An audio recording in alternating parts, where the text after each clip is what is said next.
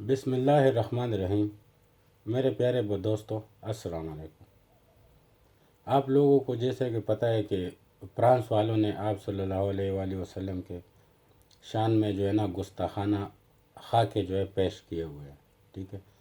تو ہم سب مسلمانوں کا فرض بنتا ہے کہ ہم اس کے خلاف جو ہے نا آواز اٹھائیں، ٹھیک ہے، کیونکہ بہت سے ملکوں نے اس کے خلاف آواز اٹھائی ہے، اور اللہ کے فضل سے ہم لوگ مسلمان ہیں، تو ہمیں تو جو ہے نا زیادہ سے زیادہ آواز اٹھانا چاہیے، احتجاج کرنا چاہیے، تاکہ اس طرح دوبارہ نہ کرے یہ لوگ، ٹھیک ہے، فرانس والے خاص کر۔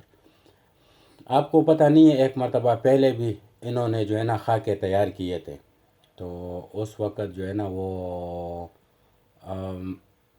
جو تھا نا ایک حمید اللہ خان نامی ایک بندہ تھا، جو خلافت عثمانیہ کا خلیفہ تھا، ٹھیک ہے۔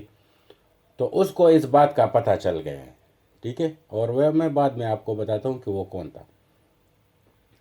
تو حمید اللہ خان جو تھا اس کو پتہ چل گیا ہے، حمید اللہ خان کو، کہ یار اس طرح گستاخانہ خاکے جو ہے تیار کیے ہیں، اور اس کو جو ہے نا وہ پوسٹر اس کے لگائیں گے۔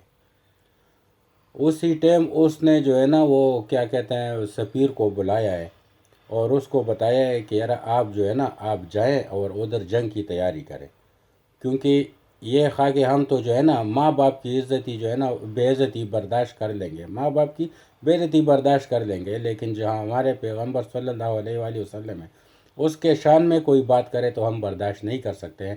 تو اس وجہ سے ہم جنگ کریں گے تم لوگوں کے ساتھ، ہماری جان بھی چلی جائے تو کوئی فرق نہیں پڑے گا ہمیں، ٹھیک ہے۔ تو وہ بندہ سفیر جو تھا وہ چلا گیا ادھر فرانس میں، بتایا ہے، تو ادھر سے ان لوگوں نے وہ خاکے ختم کر لیے، پھر وہ پوسٹر وہ نہیں لگائے۔ تو آپ کو پتہ ہے حمید اللہ خان کون تھے؟ یہ ایسا بندہ تھا کہ ایک دن اس کے پاس ایک بندہ آیا جو حاجت مند تھا، اس کو پیسے کی ضرورت تھی۔ جو ایک بات اور آپ کو کرتا ہوں، یہ زیادہ تر آپ لوگوں نے کتابوں میں دیکھا ہوگا کہ رابعہ بصری رحمۃ اللہ علیہ جو کلندر تھی، تو یعنی دنیا میں 2.5 کلندر ہے، ایک ہے سخی شہباز کلندر، یعنی پہلے نمبر پہ بو علی کلندر ہے، دوسرے نمبر پہ جو ہے نا سخی شہباز کلندر ہے، اور تیسرا نمبر جو آتا ہے نا یہ عورت ہے، رابعہ بصری کلندر، ٹھیک ہے۔ تو وہ جب پیدا ہو رہی تھی تو اس کے باپ کے پاس پیسے نہیں تھے، تو اس کی ماں نے کہا ہے کہ یار آپ سب کی مدد کرتے ہیں، تو ابھی آپ کا جو ہے نا کسی نے کوئی مدد نہیں کیا، اور میری جو ہے نا پیٹ میں بچہ ہے، پیدا ہونے والا ہے یا ہونے والی ہے نا، رابعہ بصری تھی، تو اس وقت تو اتنے نہیں تھے نا کہ کسی کو پتہ چل جاتا کہ پیٹ میں بچہ ہے یا بچی ہے۔ ابھی آج کل تو ترقی کر لی ہے نا دنیا نے، ہر چیز کا پتہ چل جاتا ہے۔ تو آپ کے ساتھ کسی نے مدد نہیں کی ہے، ابھی کیا ہوگا؟ اس کا باپ تھا، وہ پریشان ہو کہ وہ سو گیا ہے، تو آپ صلی اللہ علیہ وآلہ وسلم اس کے خواب میں آئے، تو فرمایا ہے کہ آپ جائیں اور حمید اللہ خان کو بتائیں کہ آپ اس جمعرات کو جب آپ سو رہے تھے تو آپ صلی اللہ علیہ وآلہ وسلم پر آپ نے درود نہیں بھیجا ہے، تو اس وجہ سے آپ مجھے اتنا جرمانہ دے دیں، تو آپ کی وہ جو ہے نا معاف کر دی جائے گی۔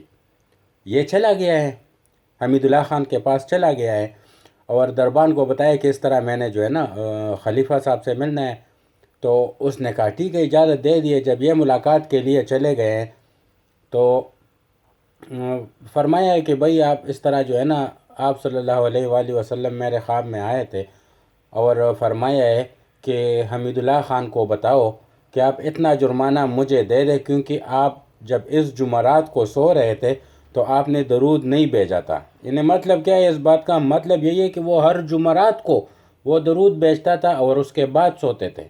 درود کی بہت بڑی جو ہے نا وہ اثر ہوتا ہے، بہت بڑا برکت ہے اس کا۔ تو حمید اللہ خان نے جو ہے نا ایک تھیلا اٹھایا ہے، وہ دے دیا ہے، تو اس نے پھر پوچھا ہے کہ کیا کہا ہے؟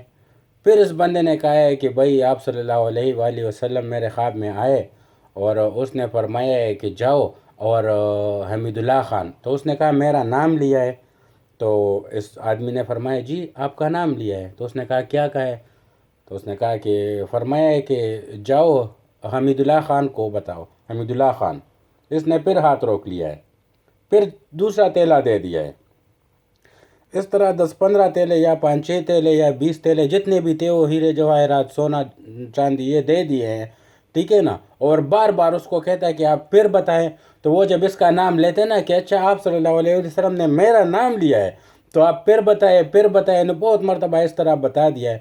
تو پھر اس کے ساتھ جو وزیر کھڑا تھا حمید اللہ خان کے ساتھ، تو اس بندے سے پوچھے کہ کیا اس سے تمہارا گزارا نہیں ہوگا؟ تو اس بندے نے کہا کہ نہیں، یہ تو بہت زیادہ ہے، میرے گزارے سے بھی بہت زیادہ ہے، تو یہ دے رہے ہیں اور میں لے رہا ہوں. تو پھر اس نے کہا ٹھیک ہے، اگر آپ کا گزارا ہو رہا ہے تو پھر آپ چلے جائیں. تو وہ چلا گیا ہے. اس وزیر نے پوچھا ہے خلیفہ سے کہ یہ کیا ماجرا ہے؟ یہ تو شکر ہے میں نے روک لیا ہے اور اس کو جانے دیا ہے، ورنہ آپ ساری دولت اسی پہ لٹا دیتے. تو خلیفہ نے کہا ہے بھائی، خلیفۃ المسلمین تھا حمید اللہ خان، اس نے بتایا کہ بھائی یہ بات صحیح کر رہا تھا، کیونکہ یہ جمعرات کو جب میں سو رہا تھا تو بہت کام کیا ہوا تھا تو میں تھکا ہوا تھا، تو اس وجہ سے میں بغیر درود پڑھے سو گیا تھا. یہ شکر ہے مجھے پتہ چل گیا اور یہ بندہ آ گیا تو میرا جو تھا نا نقصان تھا وہ میرا بچ گیا، میں اس نقصان سے بچ گیا. تو ابھی اس کے بعد ایسا تو یہ تھا حمید اللہ خان، ٹھیک ہے نا. تو اس نے کیا بتایا کہ بھائی جاؤ اس کو کہو کہ ہم تم سے جنگ لڑیں گے، جنگ کے لیے تیار ہو جاؤ. تو وہ جیسے ہی چلا گیا پھر وہ جو ہے نا ان لوگوں نے ادھر سے پیغام پہنچایا کہ بھائی ان لوگوں نے وہ خاکے جو ہے نا وہ ختم کر دیے. تو یہ فرانس کا جو ہے یہ دوسری مرتبہ ہے بھائی، کیونکہ اس وقت کے جو مسلمان ہیں ہمارے اور اس وقت کے مسلمانوں میں زمین آسمان کے فرق ہے، ٹھیک ہے نا. ہم کچھ نہیں کر سکتے ہیں بھائی، ہم ایسے نام کے ہی مسلمان ہیں کہ بھائی ٹھیک ہے ہم مسلمان ہیں، ہم نام کے مسلمان ہیں، اور وہ جو ہے نا جو کہتے تھے وہ کرتے تھے، وہ مضبوط مسلمان وہی تھے. تو ہم بھائی اگر میرا صرف یہی درخواست ہے آپ سب لوگوں سے، اگر ہم کچھ نہیں کر سکتے، ٹھیک ہے نا. دیکھو ایمان کے 3 حالت ہے بھائی، 3 حالت. ایک ہے زبردست حالت جو سب سے بڑا ہے ایمان کا حالت، ایک ہے درمیانہ، دوسرا کمزور، ٹھیک ہے نا. ابھی سب سے بڑا جس کا ایمان مضبوط ہوتا ہے وہ کیا ہوتا ہے آپ کو پتہ ہے اس بات کا؟ یہی ہے کہ اگر آپ جو ہے نا ہر چیز پہ آپ برابر ہیں نا، جس طرح انہیں عمر رضی اللہ تعالیٰ عنہ کی بات ہم کریں گے کہ عمر رضی اللہ تعالیٰ عنہ کا ایمان اتنا مضبوط تھا کہ جب وہ مسلمان ہو گیا تو گھر گھر جا کے دروازہ کٹکھٹایا ہے اس نے، ٹھیک ہے، کہ بھئی میں مسلمان ہو گیا ہوں، اگر تم لوگوں نے جو ہے نا بچے یتیم نہیں کرنے ہو اور اپنی عورتوں کو بیوہ نہ بنانا ہو، ٹھیک ہے نا، اگر بیوہ بنانا ہو یا بچوں کو یتیم کرنا ہو تو آ جاؤ مجھے مارنے کے لیے، کیونکہ میں نے اسلام قبول کر لیا ہے. اس کو کہتے ہیں ایمان کا پہلا حصہ مضبوط ایمان یہی ہے.